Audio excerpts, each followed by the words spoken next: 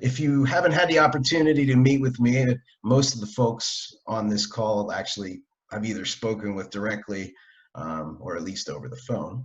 But I'm BK. I am the director of the Park Maintenance Institute. I was brought on, I started in January, and we were going to start our official launch in March when we were going to have our annual conference for PRPS, and we had to cancel that. And so a lot of the introductions and a lot of that FaceTime kind of got lost. And so I'm trying to do the best I can to get myself out there, introduce myself to as many folks as possible, and trying to see how can the Institute best help you. We are shooting to be self-support. Eventually, we are going to be a subscription-based tool. We have created a website that has a knowledge base of resources focusing specifically on park maintenance, whether it be operations, whether it be field management, whether it be even some of the trade side of things. And so it's an all-in-one catch-all resource that is kind of meant to be a go-to for park maintenance staff, administrators, and even the higher up folks. So we are not we're trying to create a tool chest for all of you to use and use as your Google, if you will, focusing specifically on park maintenance. What we have done in light of what has been happening is I've turned everything on. And so if you go to our website, everything is accessible. Right now, there's no fee. If you wanted to get involved in any of the discussions or any of these specific topics, you will have to create an account, and that basically will just allow you to get into the system, but there is no fee attached to that. Everything is there. And what I ask for is your feedback. Please don't worry about hurting my feelings. Let me know if it's good. Let me know if it's useful. Let me know what is missing. That's kind of one of the main focuses of this discussion for my benefit, in that is I want to know what's going to help you the most. We want to create something that is value and something that is useful. So if it doesn't work right, things aren't what you think it should be, please give me all of that kind of feedback. Later on, I'll throw some links in the chat box there, and we can go through that. But the main purpose of today is to allow you to talk, to share your experiences. We have some folks from across the country. We're not just Pennsylvania in this room. We have folks on the other side. Jeff's over in Arizona. And so we have different viewpoints, we have different perspectives, but at the same time, we're all in it for our communities. We're all in it for continuing parks and continuing our industry. And so I want to help create those best practices that everyone can use. It doesn't matter where you're located. And sometimes the wheel is round because that's the shape that works best. And so I believe there are certain aspects of park maintenance that we can all agree on as things to do and things not to do. So let's share those things together and make it a communal aspect of creating a best practice as an industry, as opposed to, well, I do it this way and this is the only way to do it. So just kind of opening things up, let's let people just kind of say, how are you right now? How is your crew? How is morale? What are some things that folks have either implemented that's new, that's kind of keeping folks upbeat, or what are some things that you kind of phased out because it wasn't, you realized it was more noise than it was worth?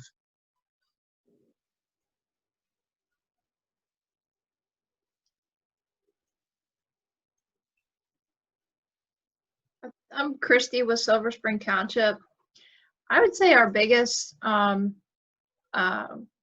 right now is park vandalism, and our staff is just constantly frustrated with the vandalism and the signage that we've tried to put up. We've got so many temporary signs that are so easy for kids to pull down.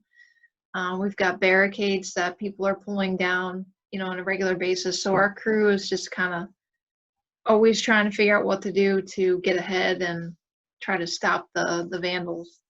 But it's definitely been a challenge more recently with the number of vandalism incidents we've had. Now, the barricades and the signage, is that because of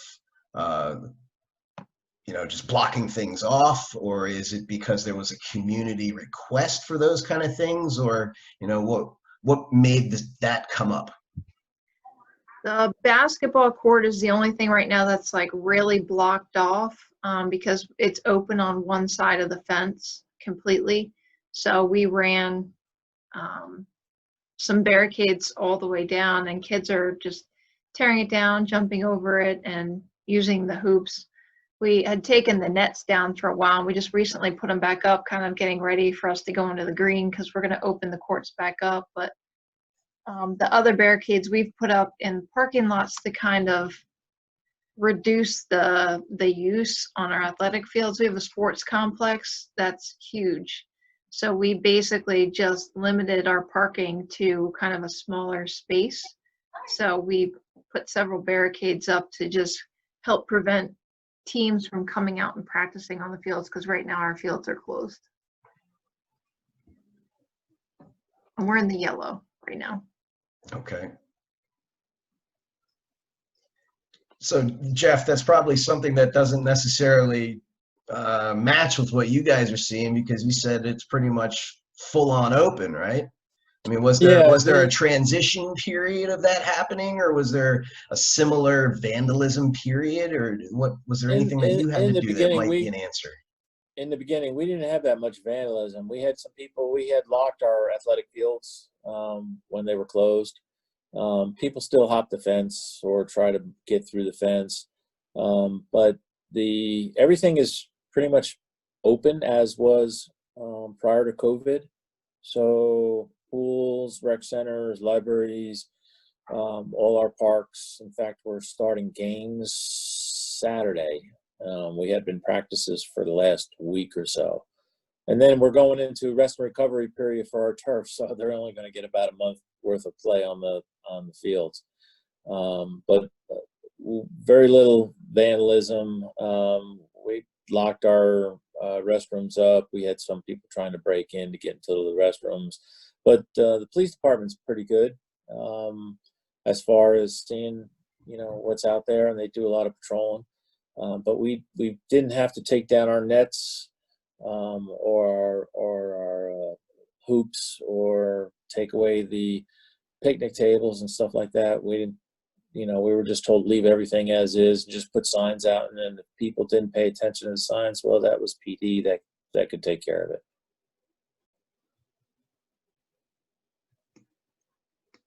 Has anyone else had any experience kind of either fighting the vandalism or techniques that maybe you just took signage down and let them have at it because they were going to do it anyways? So BK, this is Brian Cope from Northampton County. We're still in red phase. We're projected to go to yellow on Friday. Some of the things that we're really starting to see is limiting the group size. That's like our biggest concern right now, is having groups of 25 or less. So we'll really need to see how that kind of goes forward. And I guess, how have others dealt with that transition from red to yellow? I mean, we've been in red since mid-March, completely shut down. We actually we were one of the only probably counties that actually completely closed their parks for a certain period of time in this area. Just for our location next to, about an hour from New York, about an hour from Philadelphia, and at that time New Jersey state parks closed down. So we're right on the border with Jersey as well, and we were already seeing an influx of people coming from New Jersey and using some of our facilities. Our bathrooms are closed, but we're opening those back up in anticipation of National Trails Day coming up on Saturday. So we started to hire some of our park staff, our summer maintenance and park attendants, but even from when we had those original ones hired back in March, there's been a lot of relapse of them actually coming back. So we're in the process of hiring additional staff right now too. So we're kind of light on some of those ends. I have guys working overtime just to keep bathrooms cleaned over the weekend right now. So those are some of the things that we're seeing going from red to yellow on a county park scale. But then also I help out with our local, very small borough. They have one small park. They have volleyball courts that are normally used as a regional sports area for like some of our organized areas, organized sports groups, and they're really questioning, do they open up volleyball courts? We know basketball courts we're keeping closed. It's more close contact, but can we open up volleyball for practice? As long as it's within like that 25 or less group. That's kind of what we're playing with right now, is how do we manage that? So I guess that's kind of some of the questions that I have. For the vandalism part, we've been very lucky. We haven't had anything to deal with that. We have signs up.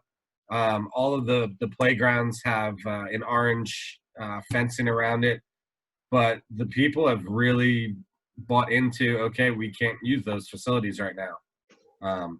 Trails, though, that's a whole nother, that's been up almost 200% on use. So we've really seen a huge increase in that, but people are out walking. So yeah, to get back, who's transitioned from red to yellow? Have you been able to manage those group sizes? And what about some of the lesser contact sports, such as like baseball fields, volleyball courts is one of my main questions. And also with our playgrounds, we're doing single-use areas such as like the little tot swings. Swings we're actually doing every other. So if we have a group of like 6 of them, we'll have 3 of them out, pretty much half the limit. So we're trying to open up as much as we possibly can, but still keep that congregation of people to limited areas of use.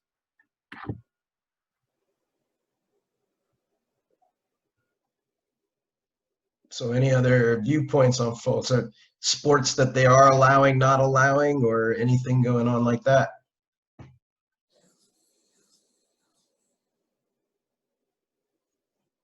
And if you don't have the ability to speak, down at the bottom, there is the mute. You may have your mute on, or if you don't feel comfortable to speak, you may just use the chat box and type things into there as well.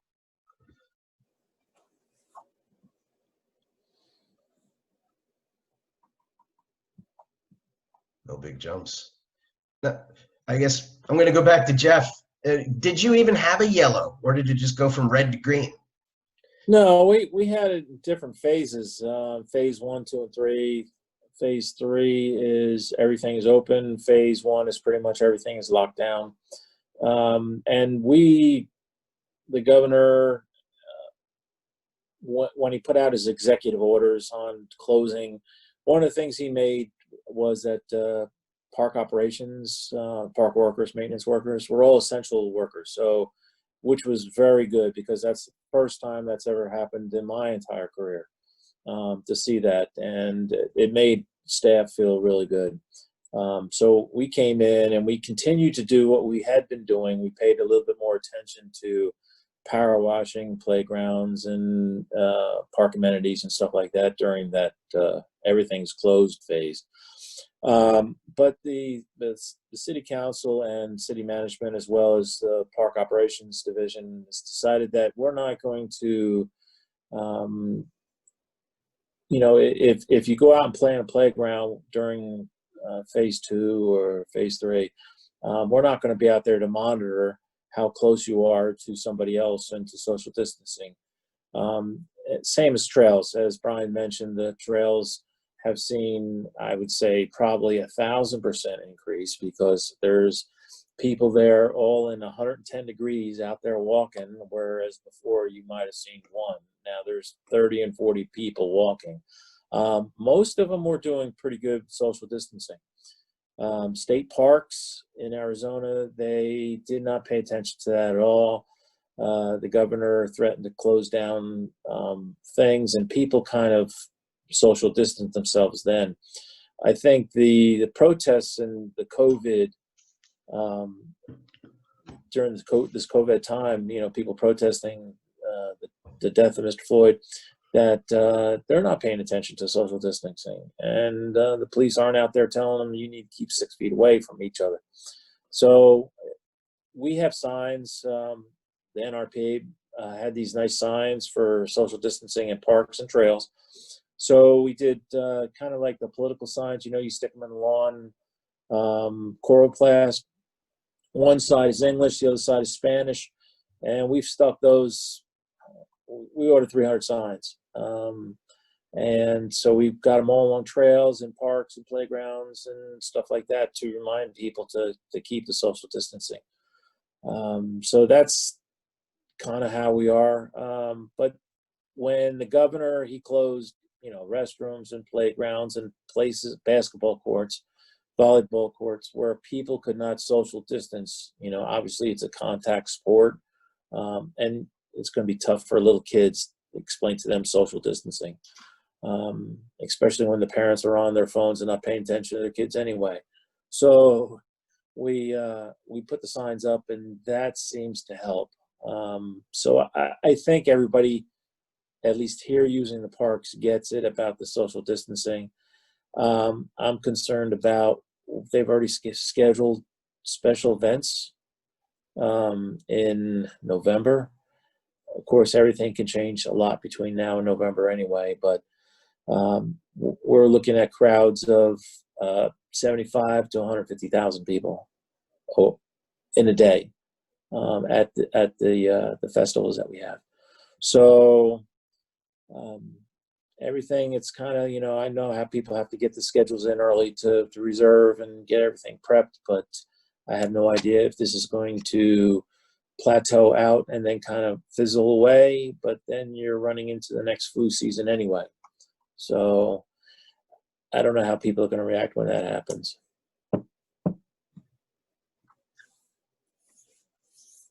Well, it sounds like some of our maintenance issues have become more crowd control and kind of organization issues. What are some of the other unexpected challenges that we found has fallen into the maintenance lap that necessarily hasn't ever been there before? What are some things that just all of a sudden, I don't know how to handle this, or what are some innovations that folks have come up with to solve problems and create a solution? Like, for example, I saw an article today that they've started using hydro seeders to repurpose them and use them as disinfectant.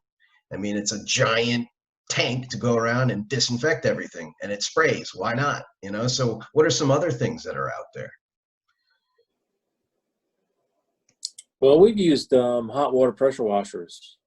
We were lucky to buy one, I guess, about a year and a half ago. And then we put in for an additional one last November. And, well, actually, November of 18. So we got it in July of 19. So we have two of them. So staff kind of stopped doing some of the, picking up trash, for example, because there wasn't many people in park. So instead of doing that, they went around and actually started getting all the things, I say cleaned. I don't want to say disinfectant because that would imply chemicals. Sure. But cleaned. And, that's helped a lot. I did see some parks, not in Arizona, but throughout the country, get park ambassadors to control the social distancing. And I was asked if we would do something like that, and I said no. I'm not putting staff into a potential hazardous situation. Two, they're not trained to, go up there and introduce themselves and say, hey, by the way, you need to be 6 feet apart. A sign, you can't get mad at a sign. You can get mad at, somebody coming up and telling you what you can and can't do. So we found it a lot easier to put out signs. Okay, that's a good approach. And that way, just read it or don't read it. That's up to the user at that point. Personal responsibility, right? Correct. And it's not enforceable from the park side. We're not going to hand them out a ticket because they're socially distancing. There's nothing in our park rules about that. It's a guideline that the CDC puts out, and even the police, when they come up and they see large crowds, they try to educate them rather than cite them. Of course, now we have a statewide curfew from 8 o'clock at night to 5 a.m. Because of all the riots that are going on. And that's pretty much put a kibosh on a lot of nighttime activities in parks. People, when the sun gets out to 110 during the day, when the sun goes down, you have a nice cool 99 degrees at 7, 8 o'clock at night. And our tennis courts are lit, for example, they're packed. So police are having to tell people that they have to leave at 8 o'clock. So.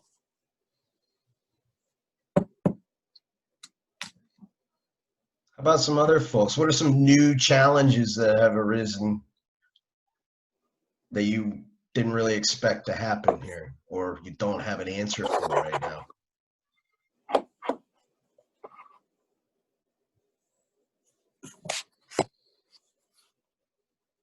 Well, I do see, I believe, Hugh, I believe you're at a university setting. So has your setting changed in your responsibilities right now? Because you're not necessarily in the parks, but you are dealing with maintenance on a regular basis. Have some of your operations been impacted, or you needed to adjust? Yes, we middle of March, we went from full crew down to just half crew 2 days a week, and the other half on the other 2 days a week. And we were it was just coming into mowing season. We're at Villanova in southeast Pennsylvania, and we started to just mowing, picking up trash, and weeding, spraying weeds. That's primary responsibility. They were just getting in 16 hours a week. If they had a couple of hours left, then they'd do some odd jobs here and there around campus, some little bit of landscaping. That was pretty much it. But we're supposed to go to yellow phase today, so the full crew will be back on full time starting Monday. Gotcha. So just some of the challenges we're looking at facing is how many vehicles we have for them. It's a 265 acre campus, so we've got trucks, Kubotas, golf carts, ride-on mowers, all that. So I think we're going to be covered. Just one person in each vehicle every day. Where we're going to face the challenges on wet days or days where we've caught up with the mowing, where we've got an extra 6, 7 guys that could be on a mower and now need a vehicle. So that's what we're working on now, making sure everybody's got a vehicle and they're not contaminating, they're not switching them around. But if they do need to get in a truck or something with another person, then they have to wear masks. They're supposed to wear masks throughout campus anywhere they go, but we're not really enforcing that. If they're out in the middle of a field on a mower and there's nobody near them, then if they take it off, we're not going to reprimand them, as long as they have it with them. So if somebody walks up, they can put it on. That's basically it. We didn't do any mulching this season. We normally go through about 20,000 yards of mulch. So we've cut that back because of budgeting. And we usually rent a mulch blower. So we saved about 10,000 on renting that. But we're going to do some mulching by hand, the old-fashioned way that we haven't done for 5 years, of shoveling and forking it off the back of trucks, just in the high visibility areas. We also we had some flowers grown on contract, but we got that cut in half, and we're just doing half the summer annuals. So I was lucky enough to be able to talk them into letting me keep half of them and not cancel a whole order where I would have lost a grower and have to start fresh with somebody else next year. So that was good. There's about maybe 100 flats of flowers, summer annuals. So yeah, we'll come back next week. We were doing some weeding. We haven't been able to keep up with it, so a lot more weeding. Some privet hedges haven't gotten pruned yet. A little behind on some of that stuff. The campus is closed to the public officially, but they're not stopping anybody from walking on. So we've got a lot of neighbors walking through. walking dogs, picnicking, stuff like that. And most of them aren't wearing masks and they're not enforcing it either. So our crew gets upset that why they have to wear the whole time, and anybody walks on campus doesn't have to. So that's Sounds like you've become a park essentially now because of pretty. the need for it. Has it impacted your waste management or anything like that more because of the increased traffic, or is it pretty steady? It's pretty steady. A lot more dog poop in the trash cans. But not as much trash as normal. Picking it up. Residents, the students were allowed back starting last week and this week, and I believe most of next week they can come back and get their stuff that was left in dorms. That's all staggered. They're allowed to come back with one other person. They have an appointment time. You have to register in. Only allowing 10 people in the large buildings, 5 people in the other buildings. They've got 2 hours to get in and get out, get all their stuff. So we bring in large roll-off dumpsters for that. Where, you know, if they're not keeping it, they can throw it out. So that's normally, it's done in 3 weeks this time. That's normally 3 to 4 days. So it's kind of spread out a little easier. The other problem I'm finding is a lot of neighbors cleaning their properties, cleaning out their houses. They're coming in and finding our dumpsters in the evening time and filling them up. I imagine that's a common problem in a lot of our parks is the big dumpsters are very popular sites and things. That's actually a future in mid-July. We'll be trying to get a panel together talking about illegal dumping specifically. I have some folks from Keep Pennsylvania Beautiful as well as Department of Ecology, so the DEP. So we're trying to pull that panel together for the future. So I'm hearing a lot of protocol changes, you know, wipe in, wipe out potentially, one person per vehicle, masks, you know, these are all new things and these are all, you know, immediate need responses. Has anyone had an opportunity to really start looking at their longer term? Hugh kind of brought a little bit in there where he said, I don't want to lose my grower for next year. So what are some things that maybe we're doing in our operations to make sure our supply chains stay steady? What are some things we're doing to make sure we don't lose those contracts, or are we reconsidering, do we need these contracts? Or have we not had the opportunity to think that far yet? So, Honestly, we've been, sorry, go ahead. no, go ahead, Chris. It's fine. We've honestly just been so focused on like going from red to yellow to green. We've been kind of short focused, I would say, with all the changes we've had to make just in general. It's hard to think long term, but I think we're going to see over the next month what our previous month looked like as far as our revenue being down and how that's going to affect 2021, because we start to do our budget in July. So we'll know a little bit more, I think, as far as planning goes, what projects we can and can't do. We've kind of put a lot of projects that were a bigger expense on hold right now because of the funding concerns. So that's kind of where we're at. But long range planning is probably something we'll get into more when we get into our budgets. Yeah, that's similar for us. Our budgets, I think our packets come out Monday, so we really got to start thinking about next year and even the year after that. What we've started to do internally was kind of figure out what our construction schedule for projects was this year and pretty much cut them in half, and hopefully that money can carry over to 21 with additional ones. Hopefully we might be able to do it next year, but if not, then we can still do projects ongoing on a yearly basis, and it keeps the administration and council members happy that there's new things going on and it's not just stagnant and we're not just doing grass cutting and simple maintenance.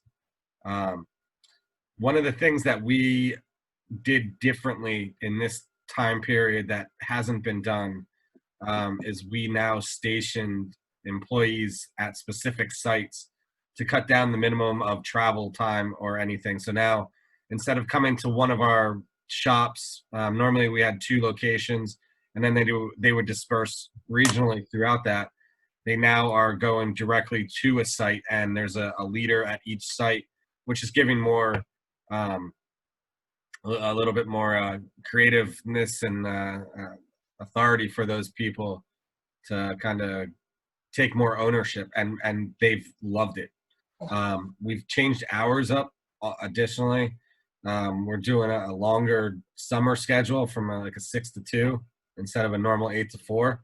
And we're getting more projects, more good maintenance done doing it that way. So See that Christie's done that similar too. They've adjusted your timing schedule to make things work out better. Now, you bring a great point there in creating new leadership opportunities within your team. Now, has that created any knowledge gaps or something where folks, it brings out where people need more specific training on things that you haven't really thought about before? yeah, and it's something that we talked about earlier. Some of the simple stuff like tree pruning, that we see is it's going to be more of a priority that we're going to have to focus on our individual trainings. But the project budgeting, trying to get them to understand longer term purchases than just the simple, okay, we need this tomorrow. So I've tried to implement that. Like they need to look at quarterly purchases now to create their own stock in-house. And that's been excellent too. My secretary is hugging us every time because she's not getting P-card receipts on a daily basis. Now they're doing larger purchases and it's a lot simpler, and we can follow in our budget a lot easier. It hits our budget numbers a lot sooner than having the credit card receipts come in, and it's almost a month later until we can really see what the purchases have been completed through. So.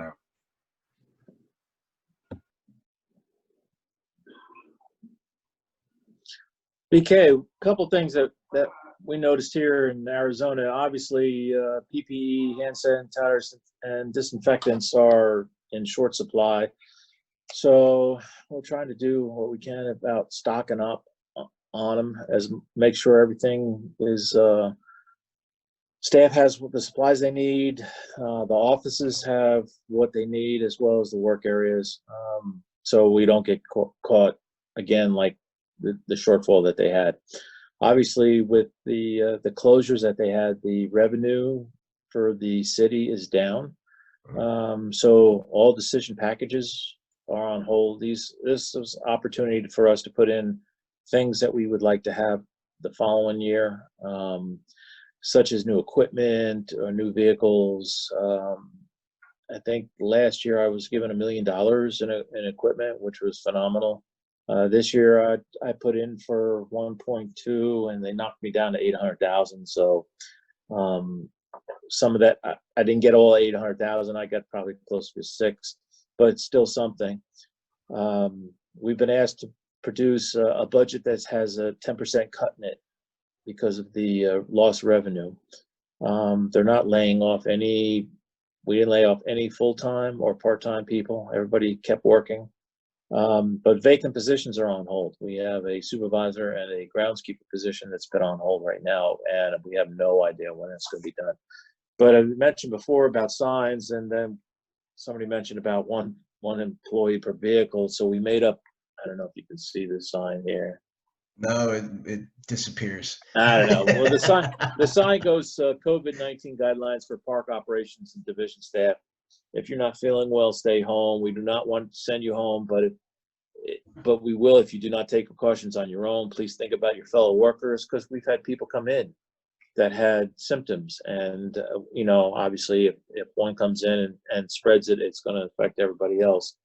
Think about your fellow co-workers, some of whom are in that high risk category. You do not want to contribute to them getting sick. If you develop symptoms, fever, cough, shortness of breath, stay home. Notify your supervisor. If somebody in your household has symptoms, stay home.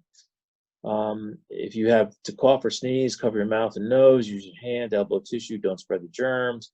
Be aware of your surroundings. Physical distancing, 6 feet away. One employee per vehicle. Wash your hands often. I can tell you, I've seen more people wash their hands in this last couple months than I have in years.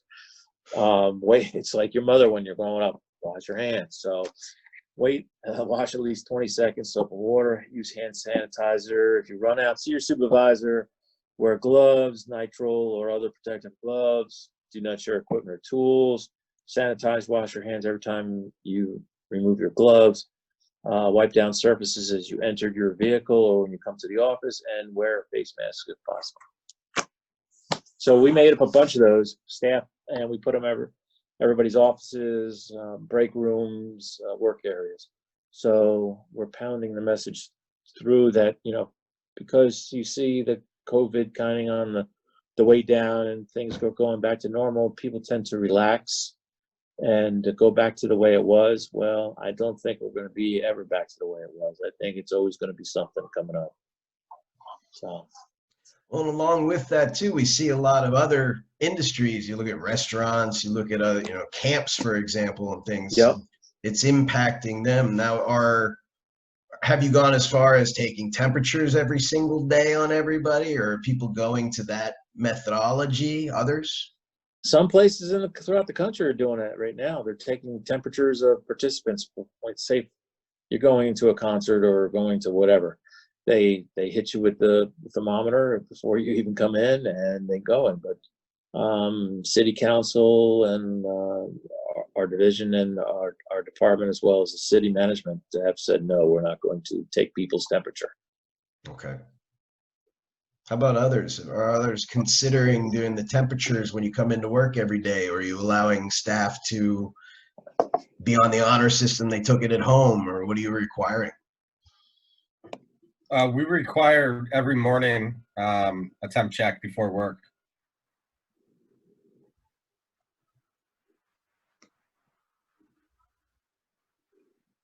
Yeah, we started to do a temp check when we had one case, and we have to do it for, I think it's 48 hours since he was on campus.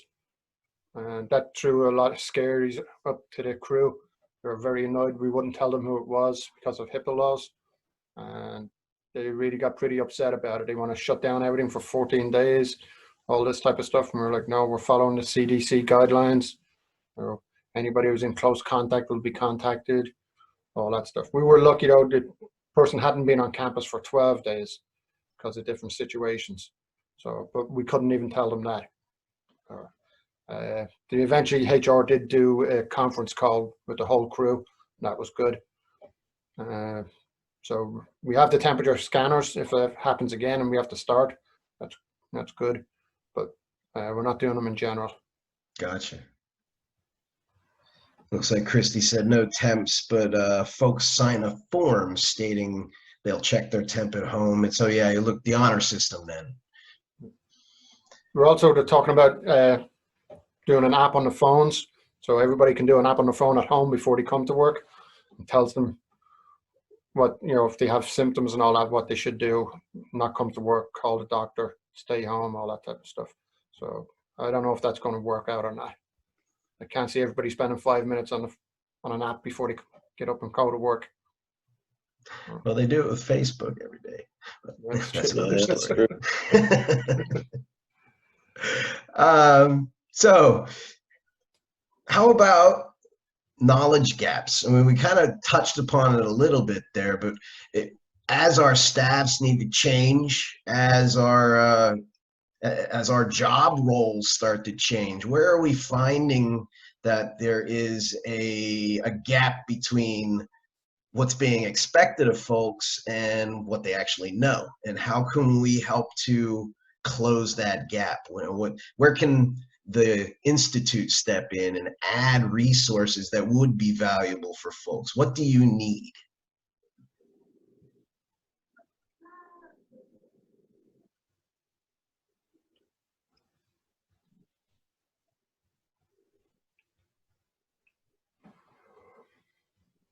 Radio silence. One thing that I've started to change is our pesticide licensing requirements. So before, every park staff had to have their required pesticide license. And with the rules, it has to be within a certain distance or sight if someone actually does So breaking out some of our job descriptions, our foremen and lead groundskeepers have to, but our regular groundskeepers don't now. So we're starting to hire some that we're not requiring them to get that. But with that being said, any virtual, besides what gets through Penn State Extension, that might be able to get pesticide licensing credits, I think would be helpful for us. Okay, so increase CEUs in some way, shape, or form. Yeah. Okay, that's good. And I know Dan has, from PRPS, he also is kind of working towards that currently. Dan, do you want to kind of jump in? Did you have any feedback on that?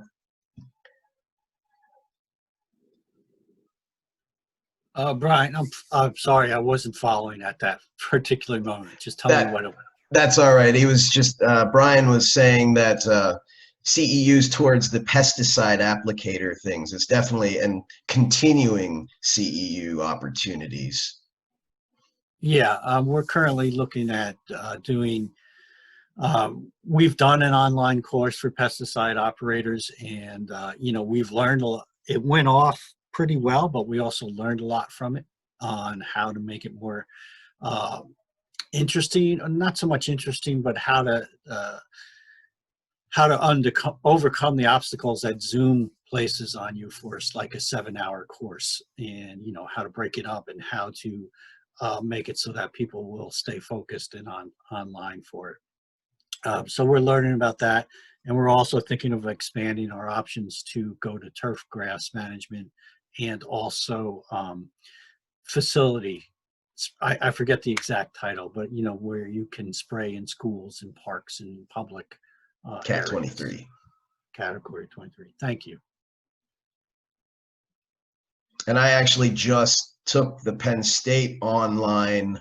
It was kind of their first attempt at showing the pesticide applicator. It's a test prep, so it doesn't necessarily give you any CEUs.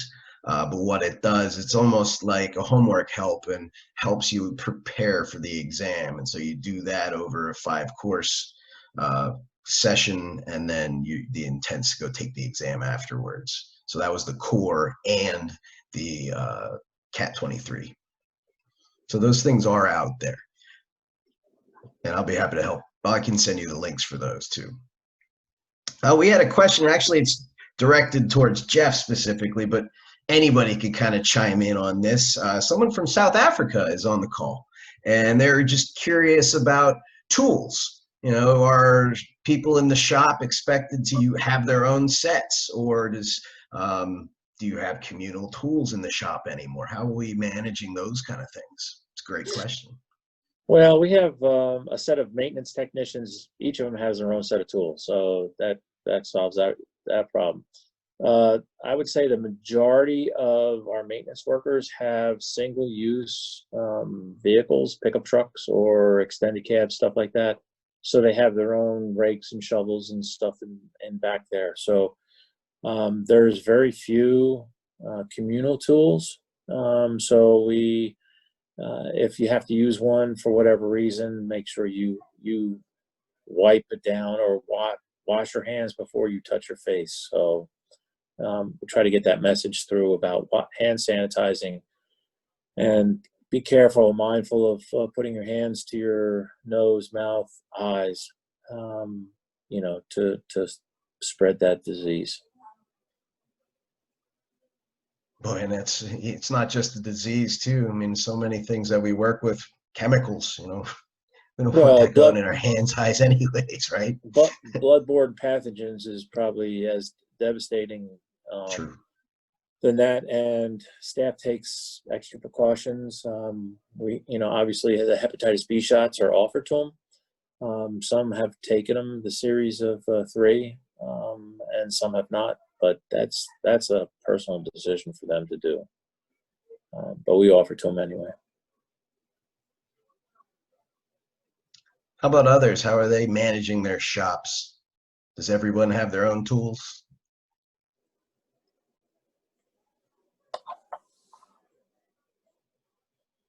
Most of our crews have tools, but they're shared between 2 or 3 guys on a crew. There's a couple of things that are shared among the whole crew, not many. All the hand tools are shared between 2 to 3 guys at the most. Have you needed to adjust protocols around that, or is everybody kind of just always wear gloves and they're not as concerned about it? They normally wear gloves anyway, so it's not really concerned. But with the warmer weather now, I'm sure there's going to be less gloves. Yeah.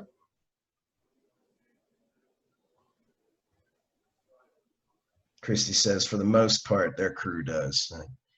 That's probably with a lot of us. Some people are always more careful than others, right? Mm-hmm. Does anybody hold their keys in their mouth anymore when they get into the car? You know?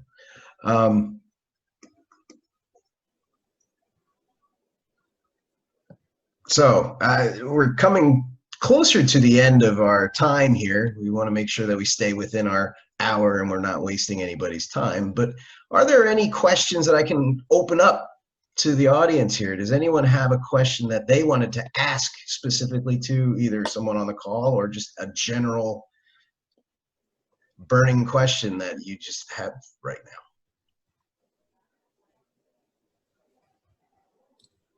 I have one for everybody. Say Great. you were given the crystal ball and you knew that this was coming and you were given a year or 6 months to prepare. Would you do anything different? That's an interesting one. If we knew this was going to hit, how would you have prepared better? Yep. What was something that you would have thought of? Definitely stockpile supplies, sanitizers, wipes, gloves, all that, masks. Also educating the crew, educating the public that come on campus.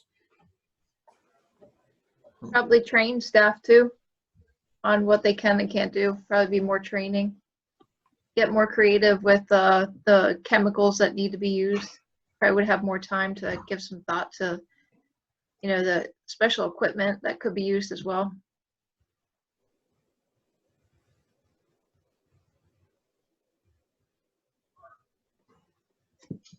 What about you, Jeff? It's your question.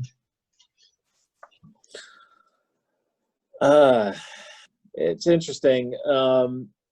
Park maintenance was affected, but I think the communication when city council or the upper city management or the governor, when the governor comes on at 3 o'clock in the afternoon and he says by 5 o'clock the next day everything is going to be opened or closed, and you have 70 parks to go through, and what do you do? Having to get these signs made up and laminated and printed and then taken out to the sites to get done. So we're the signs that we're taking down now we're going to reuse again or stockpile it someplace, so we'll be ahead of that curve to having to repost them again if it happens. Recreation, because we work hand in hand with them, they're having an even tougher time because they can't bring in the summer camps or the groups of people, and they're having a huge impact. Everybody's gone from closing the doors to virtual recreation, and what are they going to do to when this comes around again?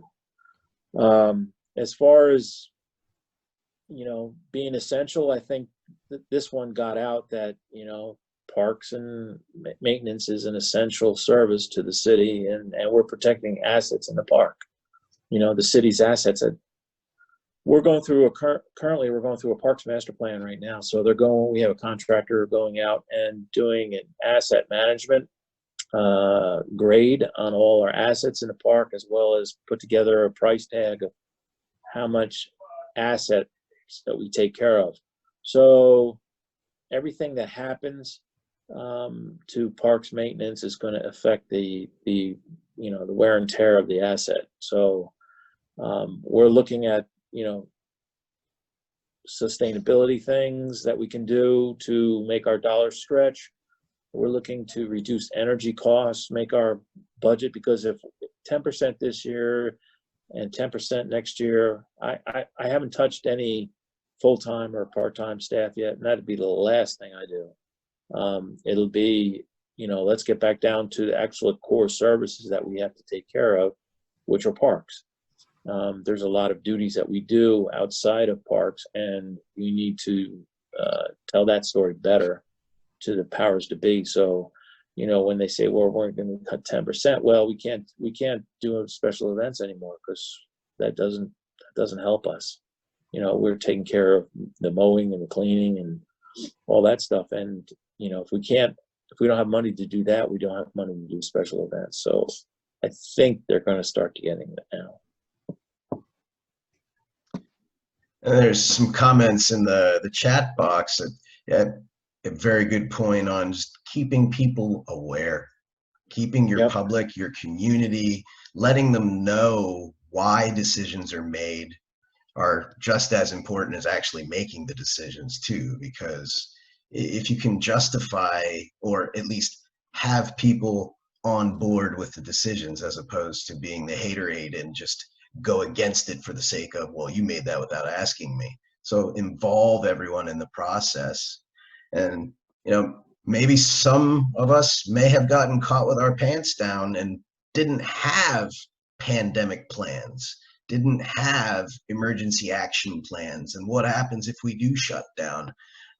That's a very good point too. And I caught that early in March when I believe it was the CDC that says, well, everyone should get out their pandemic plans and dust them back off.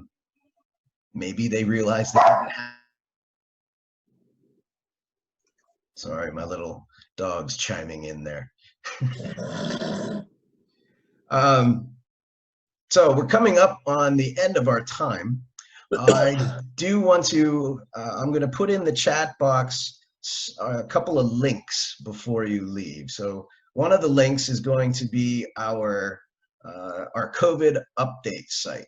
And so basically what I have been doing as information's coming up, whether it be from the STMA, whether it be from the landscapers, whether it be from Little League.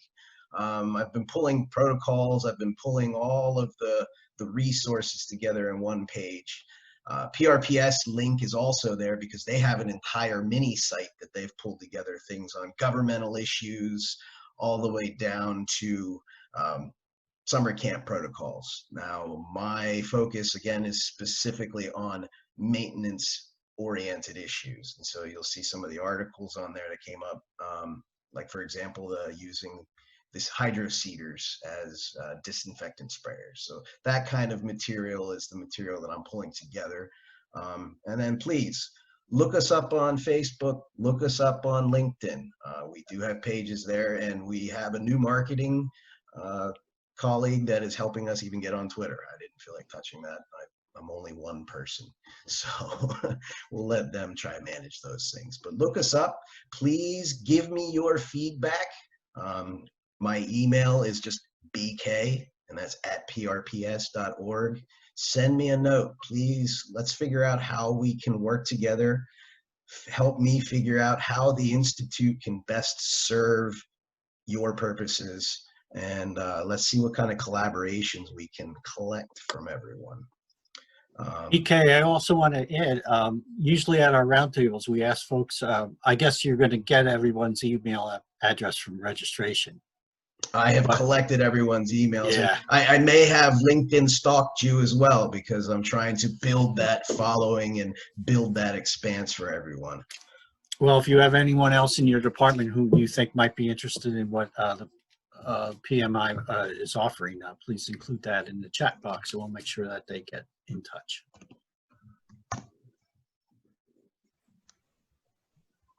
All right, just threw that link there. And again, please, if I haven't had an opportunity to speak with you directly, let's chat and let's see how my experience.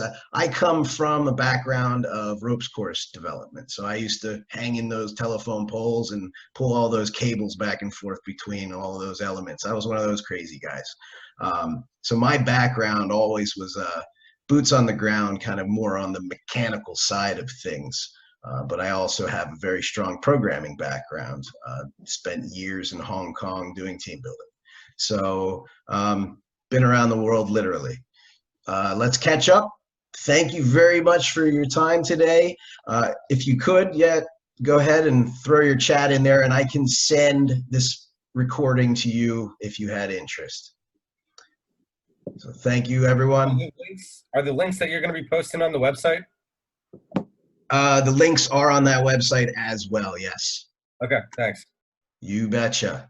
Thank you, everyone, and I hope to see you again. Thank you. Take care. Thank you. See you, everyone.